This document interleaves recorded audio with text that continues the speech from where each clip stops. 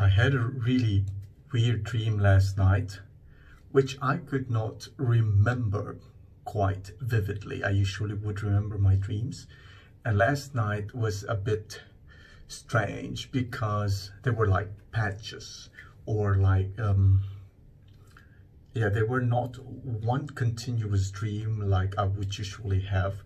It was like, because my sleep was interrupted in several segments of it, and so it was segmented. That's the better word to use, instead of a patchwork or something. It was segmented because I would be aroused into consciousness just a little bit because of the noise outside my bedroom window.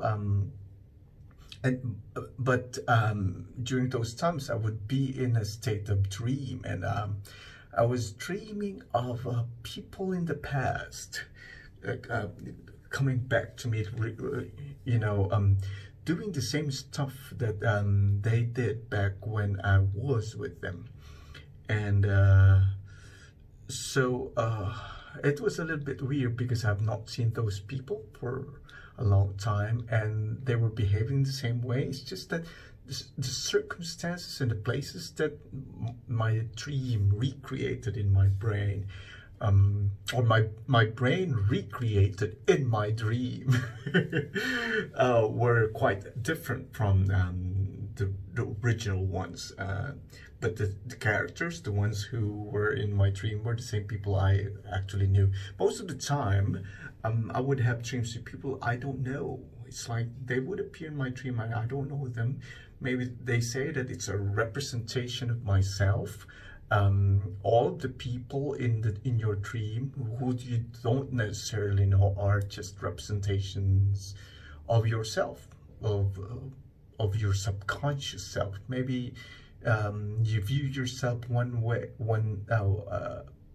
in a certain way, and then in another way, and so they manifest in your dream, and that's quite strange.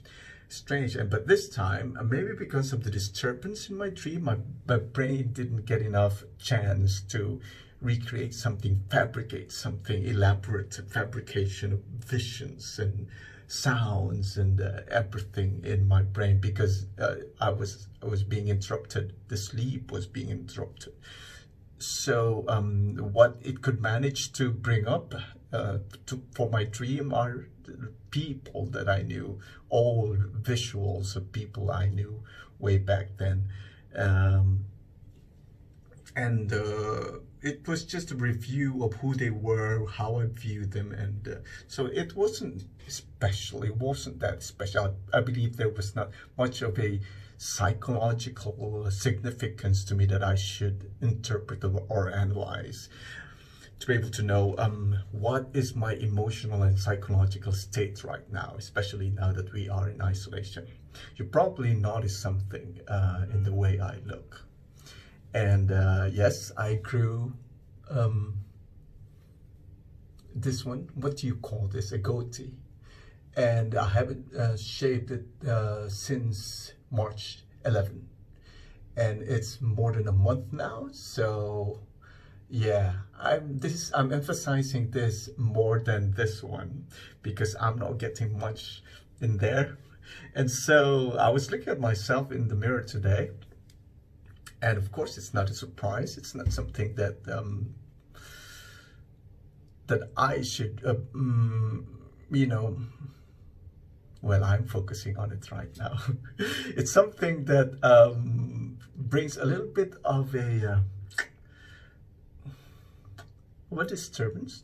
Not so much of a disturbance. That's quite like too heavy word to describe. It's an over description of how I feel. The one that what's the word? Well, okay, let me just tell you. So I don't really my mustache doesn't really grow that thick or dark like this. So just like what I did before, I took a picture of myself having Now I'm really bored. That's the reason I'm doing this. I took a picture of myself before, um, painting myself, drawing a mustache, and just to see how it would look like. And I did it again today.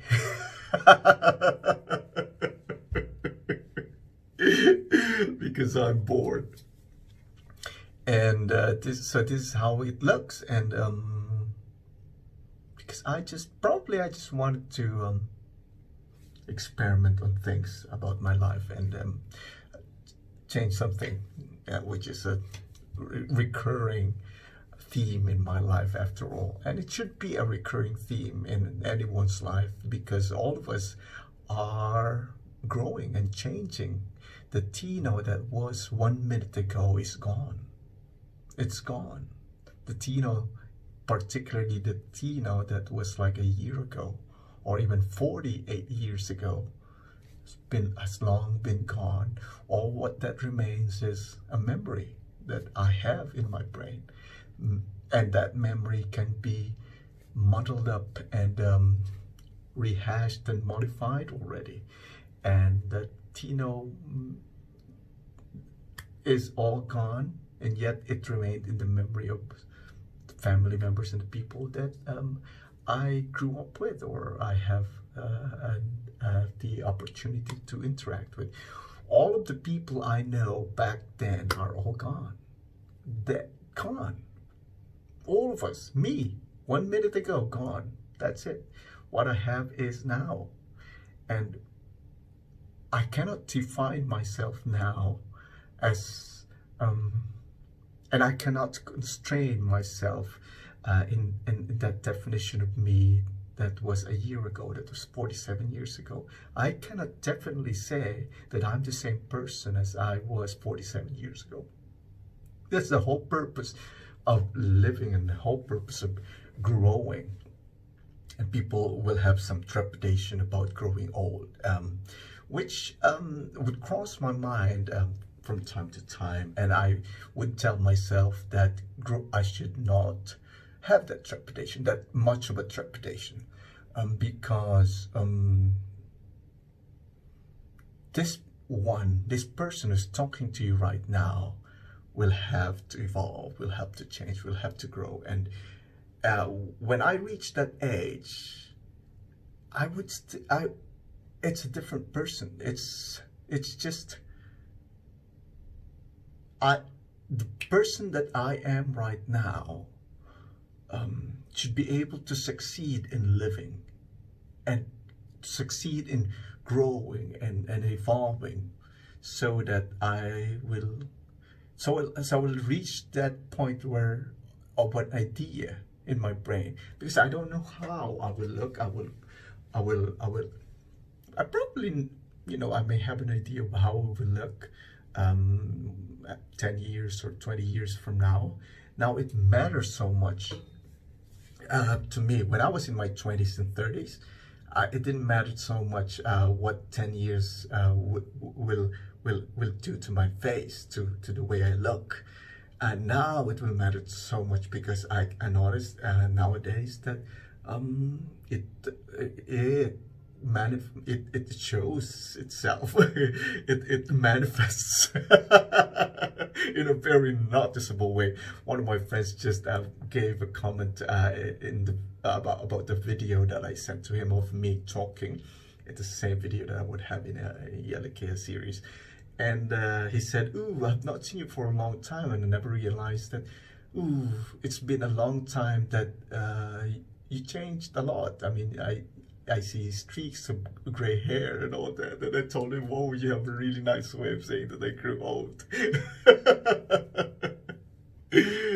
But yes, I don't know. I can't really put into nice words or more comprehensible words how I feel about growing old, or how do I deal with growing old. In such a way that I should psychologize myself, or correct it in my brain to view it such that I won't have any negative emotions towards it at all. I would see people I knew when they were young, and how they deteriorated. Some of them died because of, you know, as part of aging, and that aspect gives me a little bit of anxiety. And so it's a topic that that's something that I'm discussing right now. People of my age would be thinking about this after all. But yeah, so before I continue, I also put something underneath my eye, I would look if I have like dark lines, and it looks like a makeup. Women's makeup, or like an Egyptian look, you know, or the Arabians, male Arabs would put this thing under their eyes. They say that it is actually medicinal. I'm not sure, but I just did it just to see how it would look on me. It looks like a makeup. It looks more like an Egyptian eyeliner and something like that. But it's fascinating, so I'm keeping it, and I decided to put it on while I'm doing this filming, so that I'll have it on record. One of these days, since I'm talking about growing old, one of these days when I am, I hope, inshallah, if I reach a certain age, like in what's the word? What's the word? In groups of 10. Should I say that? You may notice also that I always face this way because it's my good side, not because of the skin or the profile of all that, because of the teeth. This is the side that my teeth look like they are straight, and if I turn to this side, you'll see the crookedness of it.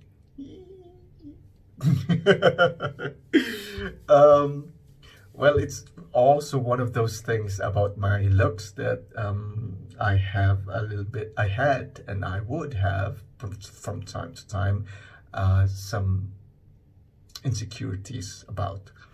And so anyway, I am bringing these up because it is one way of dissipating that insecurities. Most of the insecurities we have has got to do about how people will think about that, how people would view that. You know, people will think that, for example, I'm so conscious about my teeth, and my thoughts about it, people will think that I'm ugly, that I am not nice to look at. It's so that's anxiety and insecurity would be about just the judgment that other people will have about that certain part or certain aspect that you are anxious about, or that you're conscious about. And so one way of dissipating that, one way of getting rid of that and coming to terms with those insecurities will be to discuss it and declare it to a lot of people. And that's what I'm doing right now. I'm putting it on record and posting it in Facebook for you my friends, to know and hear, and even for those other people who I don't even know, be able to hear. And so in my mind, I will have it. I will come to terms with it, that everybody knows about it. And so I just want to get it out of my mind. I should not put any negative feelings, negative emotions to whenever I think about my teeth, for example, or my eyes, or my mustache, or the way I talk, or the way I look in general. Most of the insecurities that we would have has got to do with the looks, because humans are obsessed with looks.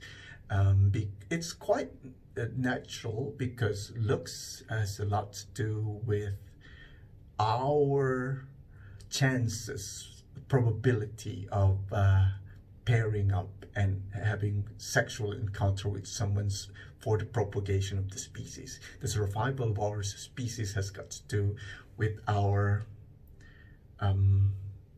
attributes, physical attributes. Nobody would like to have sex with you and have babies with you if you look like you are not fit, that you don't have the attributes that would survive in this on Earth. So, and looks, for example, a good skin tone and everything, is an indicator that you have good health, good genes. If you are attractive, your face is symmetrical because you are genetically endowed with balance, endowed with, like, everything is attractive. And attractiveness, all aspects about the underlying reasoning and the underlying concept of attractiveness in humans has to do about health and genetics. And so that's why we are all obsessed with our looks, and we get so insecure and become insecure about our looks whenever we feel like that there's something wrong with our looks, and we feel like we will not be liked and we will not be a good candidate to be a sexual partner of anyone at all. But in my case, I have, for most of us, for example, we have result in our brain already that sexual encounters or pairing up with someone for the purpose of procreation should not be a priority anymore.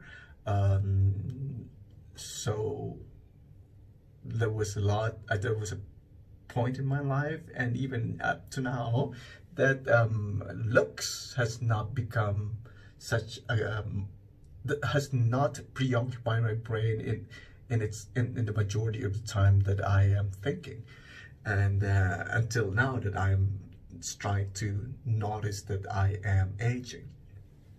And aging means that you are in a state of decline already when it comes to your attractiveness, when it comes to your to the possibility and the chances of getting paired up to procreate with someone. So and so should I put it a priority? Should I to get rid of all the anxiety about looks and about living, about surviving? Should I then not think about the procreation? Should I not put that a priority in my brain anymore, so that I will not have any anxiety about living at all? And I think the world, the earth, is populated enough with various and multitude of different gene configuration, permutations of different genes. Like, for example, like my parents had 9 children. I am just one of those, one permutation that came out from the combination of the genes of my mom and my dad. And the world, as I mentioned, is now populated by billions of people, and the various permutations and combinations of genes is enough already. And so we could all surely say for now that maybe it's enough, that I should not join the bandwagon, the rat race for procreation anymore. I'm sure, and others may say, oh, why don't you share your genes? I mean, yeah, I mean, yes, that's a really good idea. And that's still a possibility, and that's I'm still not taking it out of my my dish, my plate. It's still on my plate, and I will take part in that thing one of these days. But it's just that to keep me sane, to keep me away from any psychological imbalance, because I don't want to think about what people will think and what people would wish for me. I would rather have wishes for myself based on my genuine and in-depth desires from deep within me. I'd rather have that than be influenced and be dictated on by the desires and of others and what they think I should do or be. So I'm already 47 years old. That's not something I should already have a quite good definition of who I am and who I should be. But I have not stopped yet of still defining who I am, just like what I mentioned earlier. The Tino 1 minute ago is gone. And so I have to redefine myself again right now. I can always redefine myself. And one of the reasons that aging can be daunting for a lot of people is because people would tend to get resigned to the fact that they are in a decline, and so there's no point of actually reinventing oneself anymore. And I don't want to get into that point, even if I think, because one of the reasons I think that people would end up concluding that kind of a mind frame is because they feel the physical decline, they feel the health decline. And so when that dictates, it's the predominant thing that dictates our mind frame, that dictates what we think about. And if we are not aware of that, then we would succumb to that and give in to that, those tendencies that the body would dictate on us. So we tend to give up some opportunities, tend to just move a little bit slower, and then engage in a little bit less dangerous and less risky activities, which is quite wise to do. But as we go on, if we just like, because our brains, if we constantly think that we're on the decline, we're on the decline, we're on the decline, that's what will happen. When the decline we will hasten the decline even more by thinking of that. But if we think that instead of using the word decline, instead of thinking that our lives is like going in a downward spiral, why not we think that it's like, instead of a one-directional kind of an expansion or growth, why don't we think of it as like we're becoming lighter and lighter and lighter, and yet more focused. And so instead of like going on a decline, like we can think of our evolution, of our growth, of our development as something that is what do you call this? As an expansion. I mentioned it's an expansion. So we may not, we have to shed off a lot of things in order for us to expand better, or to expand, or to grow. When you're expanding, for example, you can expand downwards, you can expand sideways, or 45 degrees, 36 degrees, or 2 degrees. It's like three-dimensional expansion. Your body can expand too. But that's not what I'm talking about. It's the mind, the expansion of your mind. Are you developing, are you progressing into a person, a human species that is not just waiting to die?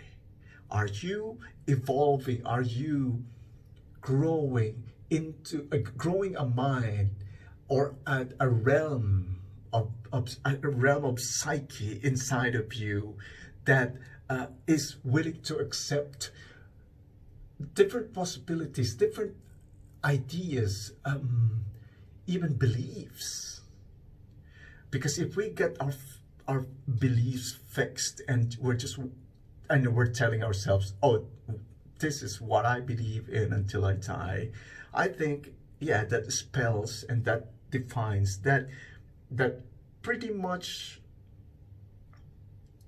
secures your destiny.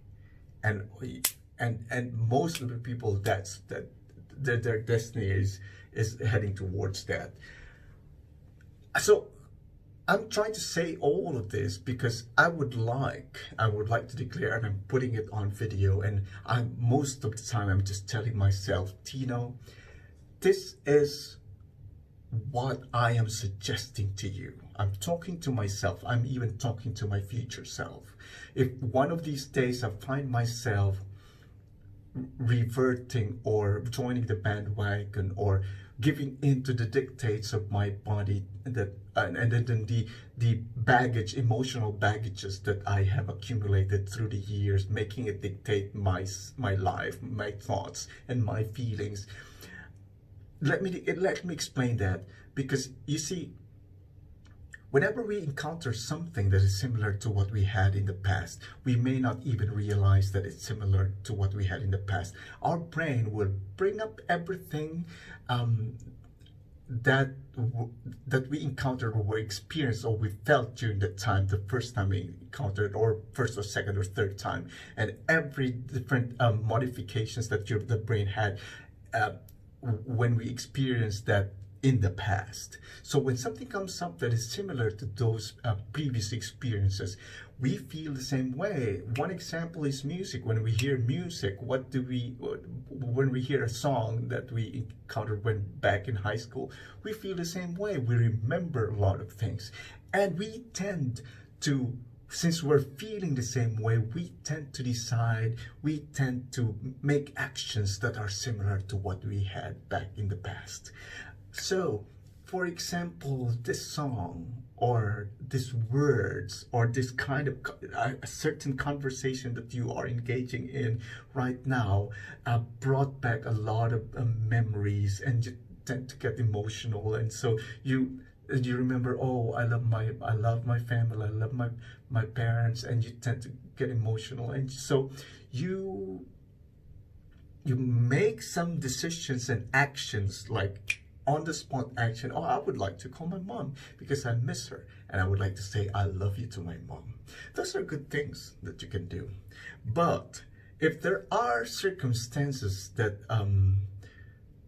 like, for example, you're an addict or you're an alcoholic.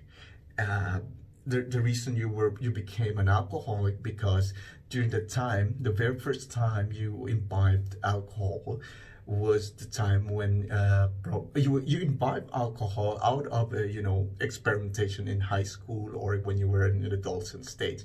When you imbibe in your adulthood, when you imbibe alcohol for the first time to relieve yourself of emotional distress, and then you got hooked to it because you realized, oh, this actually helped in making me dissociate myself from that emotional distress.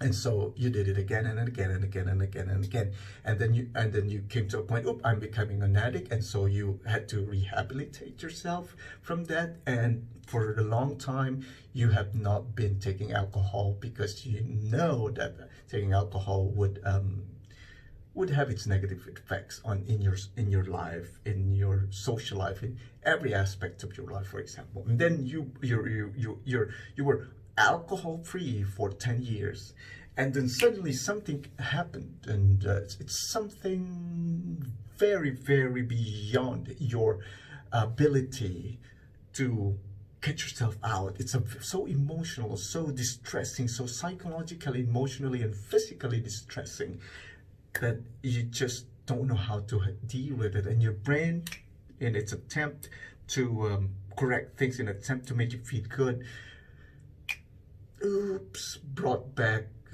the idea of drinking, and so you drank again.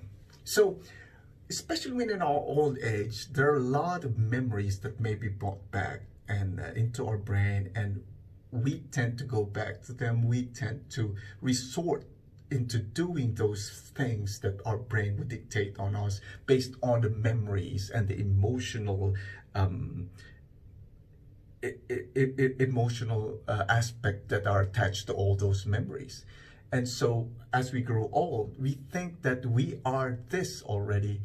We are defined by our memories, and we most of the time don't realize that oh, I don't like Beatles because I just grew up not liking Beatles. So there's no reason for me, there's no point for me to like the Beatles in my old age.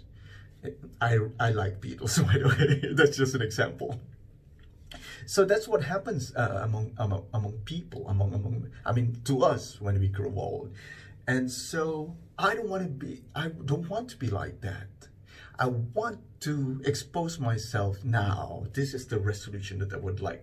I'm telling myself now, I'm telling you, Tino, you should expose yourself to those things that you probably didn't like in the past. Of course, there are things that you should never like at all. For example, drugs. It's something that you should not try in your old age anymore, because it's absolutely sure that it will ruin your life. I mean, things in your past that you have not tried just because probably you didn't have the resource back then, because now you have more money, for example, so you can afford to do this or do that. So those things that you have not done in the past, or you didn't like to do in the past, that may not be detrimental to your health and to your psyche and to your finances and all that, you do that, Tino. Why don't you do that? Because, like, to bring back again the example about Beatles, maybe you try listening to Beatles right now, and you'll probably like it, and you'll get a lot of insights from it, and you'll find out, why did I like it? And then you know why you didn't like it, because your circumstances then was different. That's why you didn't like it, and your preference there, and all the other dimensions about your life were quite different. That's why it didn't bring you to like the Beatles at all. So now is the time you try something else. Like, so I'm just using Beatles as an example. There are a lot of things, other things, like for example TikTok. I didn't want to try TikTok because I said I'm doing Facebook and all that, so why don't I try TikTok? It's not detrimental to my health. So, why don't I try gaming, for example? Because I tried it, but I never got addicted to it. Unlike playing the piano, for example, for the moment I tried playing the piano, ooh, I loved it. I want to do it over and over again. I'm sure it's the same feeling that those who are into gaming would have. It's the same feeling. It's like the passion, almost to a level of addiction.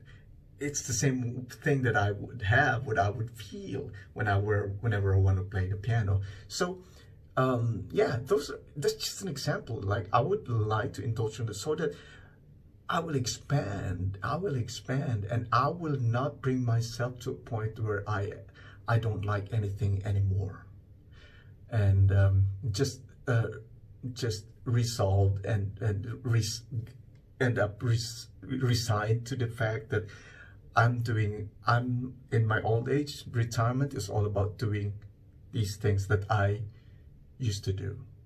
That's not what you should do, Tino. You should learn things, new things, and redefine and reinvent yourself. Okay? Is that our agreement, Tino? By the time you are listening and watching this, you should be able to tell me that, hey, yeah, I got there. Okay? Deal? Okay. Well, how do we do this? So, yeah, that's a deal. I was thinking, how do I communicate with my future self? Well, how do I know now whether my advice has been heeded by my future self. I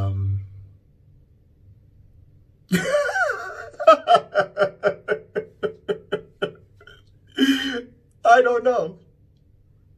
I am putting my trust in you, Tino. I'm putting my trust in you that you'll do the right thing.